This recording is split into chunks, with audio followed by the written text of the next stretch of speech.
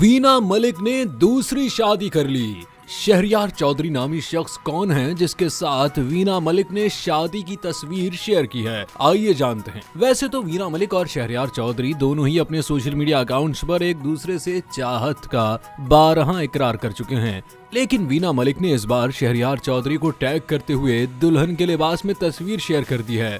वैसे तो दोनों के चेहरे ही इसमें छुपाए गए हैं, जैसा कि शहरयार चौधरी का चेहरा अब तक सोशल मीडिया पर छुपाया जा रहा है और सबको ये तजस्सुस है कि ये शहरयार चौधरी है कौन और कैसा दिखता है।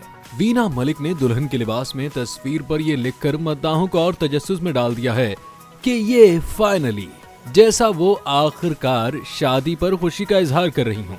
जराये के मुताबिक शहरयार चौधरी इस्लामाबाद से ताल्लुक रखते हैं, एक बिजनेसमैन और हाफिज़े कुरान भी हैं।